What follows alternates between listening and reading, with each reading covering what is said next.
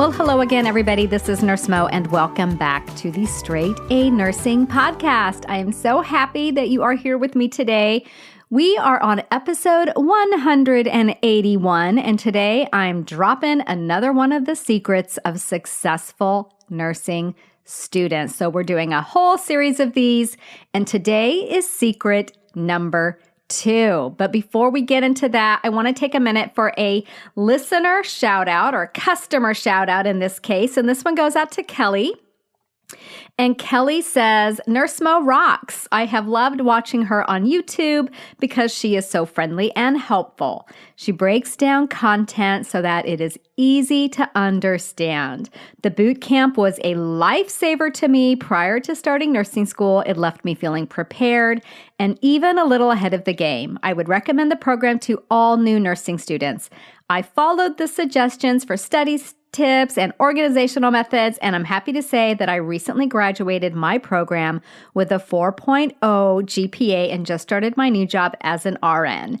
Kelly, congratulations. That is amazing, and I want you to take a huge bit of the credit for that. Yes, boot camp does set you up for success, but you also worked your tail off, had a goal, reached your goal. I'm so proud of you. You got through nursing school. You're now a licensed nurse. That's absolutely incredible. So you guys, Kelly is talking about my Crucial Concepts Boot Camp, which if you're listening to this episode in real time on Thanksgiving Day, goes on sale on Black Friday, which is tomorrow, which is November 26, 2021, if you're listening to this as it airs. So I want you guys to check that out. If you're interested in boot camp, it does go on sale tomorrow. And Kelly is living proof that it absolutely can help you thrive in nursing school. Okay, so speaking of thriving in nursing school, we've been doing this series on the secrets of successful nursing students. I have 20 secrets that I'm sharing with you guys. I know some of you don't want to wait to get all of those because they are going to be dripped out over several weeks, maybe even a couple or 2 or 3 months. You can get all the 20 secrets in a free download PDF guide by going to my website. I will put the link to that in the episode notes if you want to dive into all 20 and binge them right away, okay? So a few weeks back, I wrote about secret number 1 of successful nursing students. I will also link to that for you guys in the episode notes.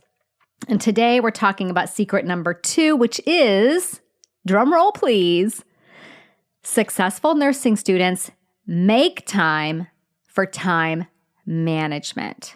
So this is something that I see over and over again. Students will put off, or maybe not assign it as much importance, but they'll put off getting a time management system in place. And sometimes it's thinking, I'm going to rely on the methods I used in my prereq classes and the whole rest of my life. Or maybe, a lot of times it's thinking, I'm going to wait, get into it, see what it's like, and then put together my time management system based on what I experienced nursing school to actually be like.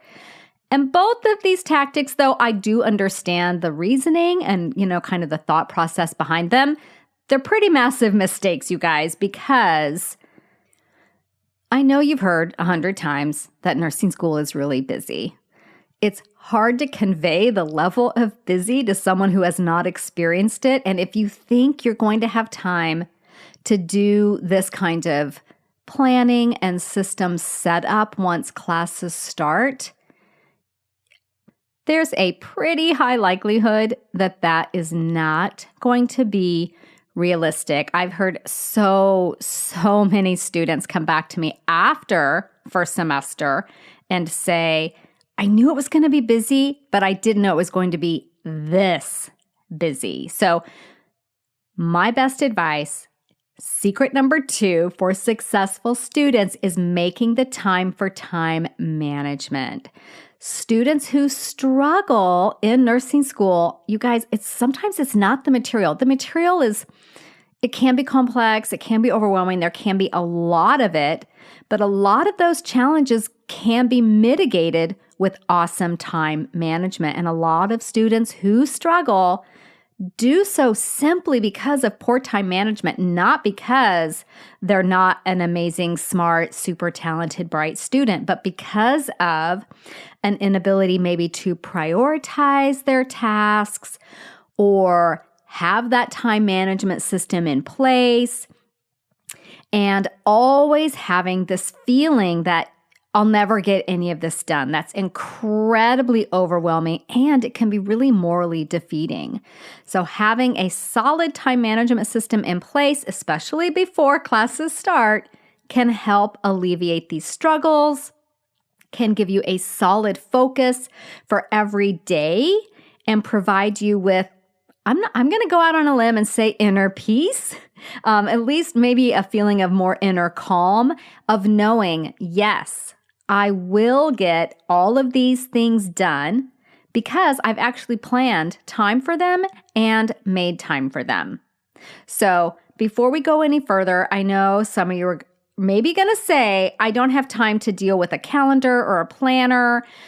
I know it can seem really counterintuitive to spend 20 or 30 minutes every week filling out a calendar, a planner or a digital calendar, an online calendar, whatever you're using, because I know what it's like to be a nursing student. And a lot of times we feel like if we're not studying every second of every day, we're wasting time, right?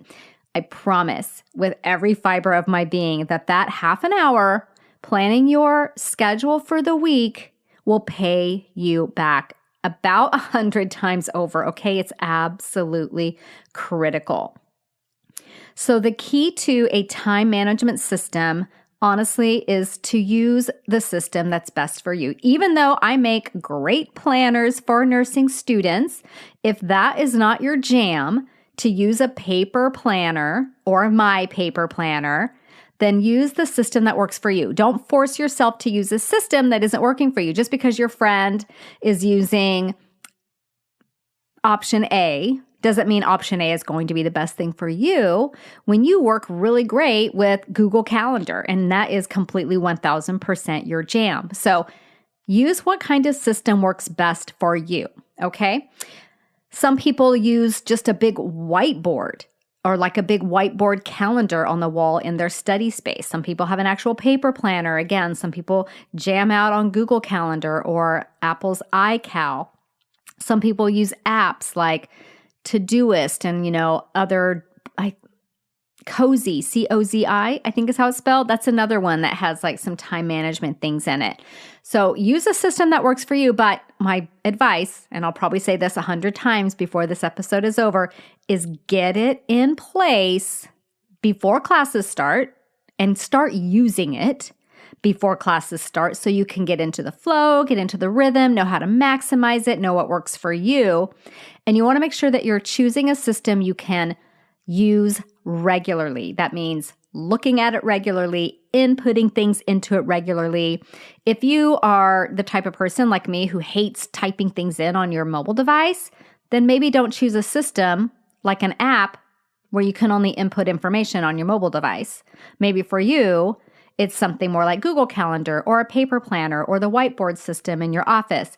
Use the system that you're actually going to use and get it set up before classes start. Okay, so once you've decided on the system that you're going to be using, you're going to be setting it up before classes start, or maybe it's something you've already been using, I want you to do a few things. We're going to kind of talk about time management, time blocking. If you've never managed your schedule in this way, this is absolutely key for managing the level of busy that you will be in nursing school, okay? It's not enough to just have lists of things to do, because if you just have a list and you don't have time allocated for every item on the list, you look at that list and you are going to say, oh my gosh, how am I going to get all of this done? That's an obvious thing to think. When I look at a long list, that's what I think. It's not until I start assigning blocks of time to my individual tasks that I say, okay, all right, now I see how this all works out. Now I see how I am going to get all of this done. So, thinking about your system that you're using, the very first step that I want you guys to do is define your non-negotiables. So time blocking starts with defining your non-negotiables. These are the things that you are not willing to give up for nursing school. And I want you to take a minute if you're driving or walking alongside a steep drop-off. Don't write this down now, but think about it. If you're at your desk or somewhere where you can jot them down, go ahead and jot them down. What are the things you're not willing to give up for nursing school? So for me, my biggest non-negotiable was sleep. There was no way I was going to be giving up sleep. I didn't want to stay up half the night. I didn't want to stay up and pull, all-nighters. For me, that was definitely not going to happen. That was my number one non-negotiable. For you, it might be you are not giving up bedtime, story time with the kids at night. That's your cherished time. You're not giving that up. For, someone else, maybe that's your daily run, or you're walking the dog after dinner, or date night with your significant other, or reading a chapter of a trashy mystery thriller every night. Whatever it is that you need, those are your non-negotiables. And of course, you have to be pretty responsible with what these are. Obviously, you can't have so many non-negotiables that it fills up your entire schedule. You have to really put some thought into what these are, okay? So be realistic and responsible with what those things are. And then, once you've decided on those non-negotiables and when they happen, you block those out in your calendar system. If that's a paper planner, you block them out in there. If it's your digital calendar, you block them out and then you put them on repeat, which is one of the nice things about a digital system, right? You can so easily duplicate tasks. Step 2, looking at everything that you need to do for your upcoming semester. Okay, so let's say we're doing this in between semesters. Everything that you need to do in the upcoming semester, the things that I'm talking about are your standing commitments. So things that have to be done on a certain day at a certain time. So this is attending lectures, going to clinical, going to your job, getting your kids to piano practice or soccer or karate or whatever. And please don't make the mistake of just jotting down like what time.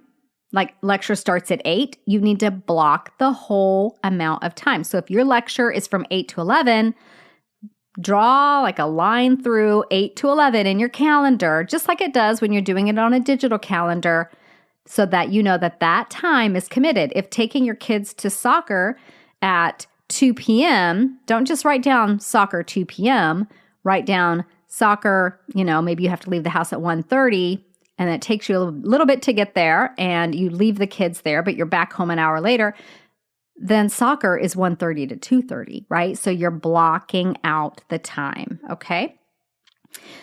Again, doing time blocking is the only way that you will know for sure that when you look at everything you need to do, that you will be able to get it done, okay? Using a list is definitely not going to be enough. Now, on step 3, if you're using the master list system that I teach you about in my Crucial Concepts Bootcamp, take a look at that list. That list has everything on it that you need to do in this coming week. So look at your assignments, your quizzes, projects, all of those things.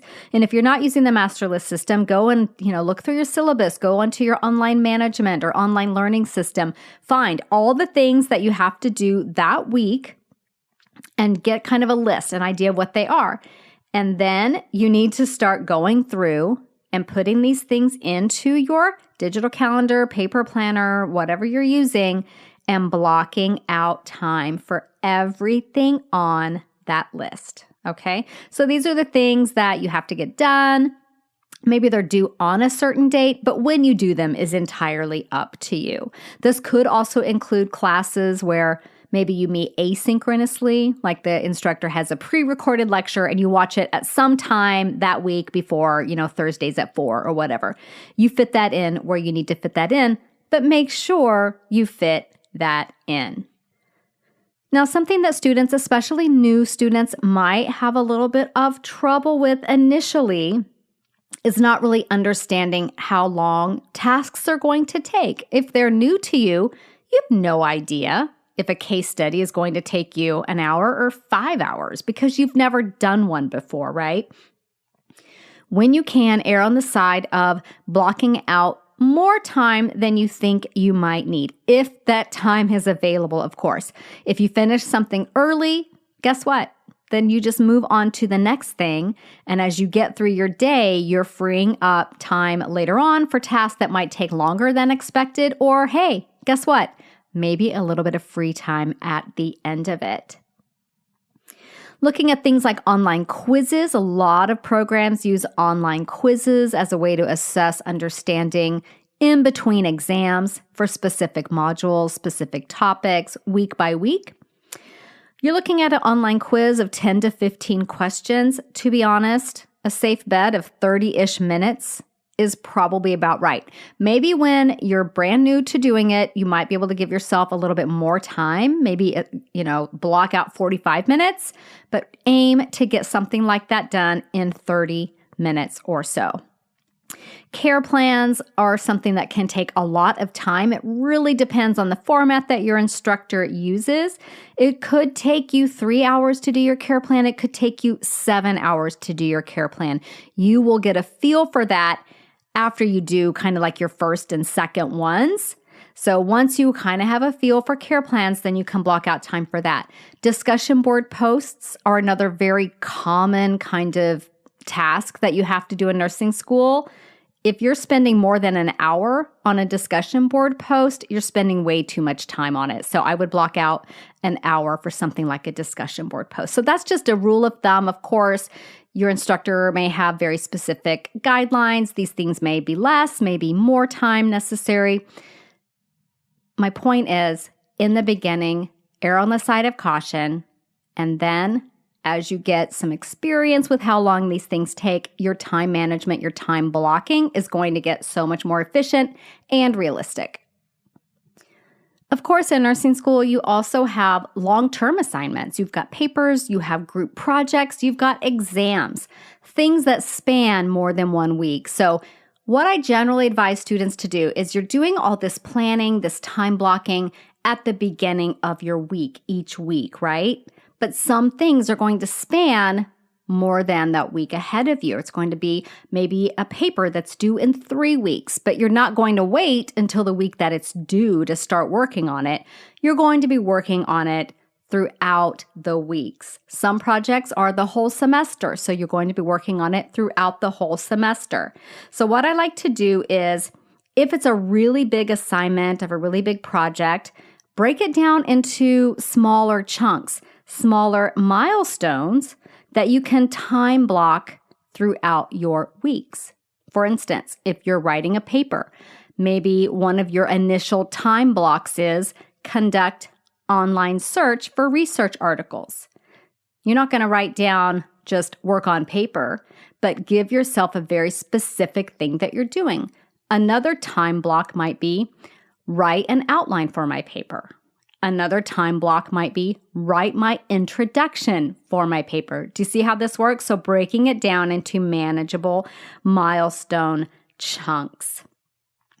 And then when you're looking at projects, you have to really look at when are you the most productive, right? Especially these really intense projects that take a lot of thinking and mental energy. So for me, when I'm working on something that requires me to get into it mentally and think through complexities, I like to have a larger chunk of time to do that, because for me, it's not efficient time-wise to put all that mental energy into just getting kind of into the zone of what I'm thinking about, especially if I'm writing a paper, right, where I have to make logical connections, make arguments, support it with evidence. I need to get into that space and stay in it.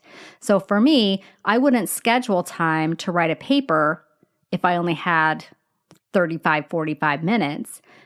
But 3 hours, yeah, I'll get in it and get some serious work done, okay? So think about how you're most productive. Maybe for you, you're so much more efficient if it's hour at a time. So knowing how you work best also really comes into play when you're managing these larger, bigger projects. That applies to studying for exams as well. If you are the type of person who does really, really good, short, focused, intense sessions, then schedule yourself for short, focused, intense sessions. But if you're a get in it and stay in it kind of person, then do it that way. Do what works for you. Okay, so we've been looking at our planners, our calendars. You've got your non-negotiables factored in there, your school commitments, your work commitments, the assignments that you have due, your study schedule for longer term things like exams, your papers, your projects. You still have a life to run. And this is where students often forget, like they scheduled themselves 100% for school stuff, but forget, oh yeah, I've got a house to run. I've got kids to take care of. I've got all these other things, right? You have to make time for those things as well. So fit them in there. Grocery shopping, errands, household chores, your meal prep. When is it going to get done? And if you're having any trouble, and you might be starting to see how tight your schedule is getting, if you're having trouble fitting these things in, this is a very, very clear indicator that delegation is one thing that you absolutely need to look at doing. And then outsourcing, maybe you can hire someone for other things. Or even if you're not hiring someone to, for example, walk your dog for you, maybe you're doing something like doing your grocery shopping online and then just going to pick it up. So you're kind of automating, simplifying some of the repeat things that you do to keep your life running smoothly. So what are some things that you could outsource or delegate or even let slide a little bit, right? So something that I always say you can let slide is putting the laundry away. Maybe it just stays in the basket. Is that okay? Yes, if it means you're going to be more relaxed and less stressed because you got to study for your exam, then leave the laundry in the basket, you guys. Let go of the idea of having a perfectly clean house, okay? So some things you can let go and some things you can outsource and some things you can delegate. So ideas are maybe you get those meal delivery boxes. Maybe that's something that you can look at doing, like HelloFresh or Blue Apron. They have all kinds of introductory offers where you can get a pretty good deal on these things. So meal delivery boxes. Again, online grocery shopping, that is huge. Absolutely a huge fan of that. You can go online at my grocery store anyway, and probably yours too. You create an online account. You can create a standard shopping list with the things you use every week. And then all you have to do once a week is go in there, load your shopping list, customize it, add anything extra that you need, order your groceries, and bam, either it shows up at your house or you go over to the curbside pickup and somebody brings it to your car. Talk about saving massive amounts of time. Something I did in nursing school that I loved, that was absolutely life-changing for me, was a laundry service. And it was so much cheaper than I ever thought it would be. And the amount of time and mental stress that it saved me was extraordinary. So I know I just said laundry can stay in the basket. That's if you're doing your laundry. I just sent it out to somebody else to do. They washed it, they folded it, brought it home. It was all perfect and ready to go. I didn't have to think about laundry. I loved that. Check Groupon for house cleaning services in your area. Maybe you can get a screaming good deal and once or twice throughout the semester have a team come and give your house a really good scrub so that you can kind of let it slide the rest of the semester. And then what I like to advise students to do and what I like to do is I keep what's called a later list.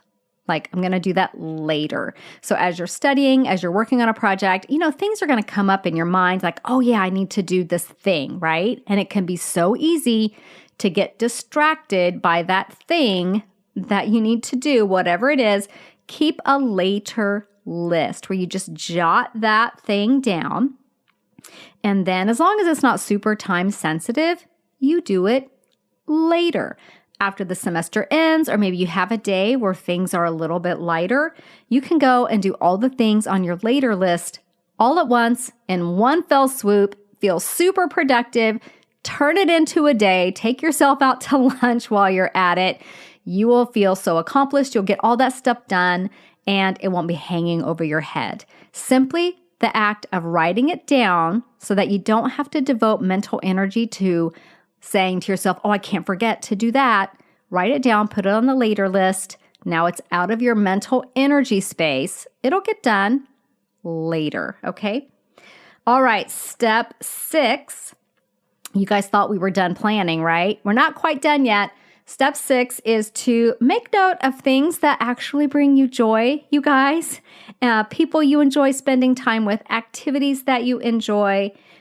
Sometimes when you are in work mode, you can kind of almost forget, like, what did I used to do for fun, right? So I want you to have like a handy list. If you've got an unexpected couple of hours of free time, what would you like to do with that time that's going to give you the most bang for your buck joy-wise? Maybe it's calling a friend that you haven't seen in a while and meeting for lunch, or reading that trashy mystery novel, or taking the kids to the park. Whatever it is, have kind of a little list of things that, oh, I really want to do this if I have some free time. This will bring me so much joy. And then again, you guys, you're going to be using this planning system, whatever type you choose, regularly. Set aside about 30 minutes at the, before the beginning of the week to go through it and plan things out. It's not that much of a time commitment. And again, what it saves you on the back end, the stress, the overwhelm, that feeling that you don't think you're going to get everything done, which causes just so much mental anguish. You can alleviate a lot of that by spending about 30 minutes a week planning out your life, okay? So I have way more tips on the secrets of successful nursing students, 20 in total, and I will put the link to those if you don't want to wait for all the episodes to come out so that you can binge through all of them. It's in one free downloadable little ebook type thing that you can get from my website. So I will put the link down below. And then next week, you guys, actually not next week, I'm doing a bunch of extra episodes right now over the next several weeks because boot camp is going on sale tomorrow, Black Friday, if you're listening to this in real time. So we're doing a whole bunch more podcast episodes to kind of correlate with that. So our next episode is all about, again, it's kind of geared towards that student who really wants to be that high-achieving, successful nursing student. And it's all about being a standout student. How do you stand out in nursing school? So that will be coming at you in a couple of days. That will be coming out to you this weekend. So look for that. It's going to be sooner than next week. So I will see you back here to get my best tips on how to stand out in a sea of other really high-achieving individuals, okay? And if you are interested in using the Straight A Nursing Planner that is just for nursing students, I will put the link to that in the episode notes as well. So you can go and check out those planners just for nursing students. So again, see you in a few days. Bye for now. This podcast is brought to you by Straight A Nursing.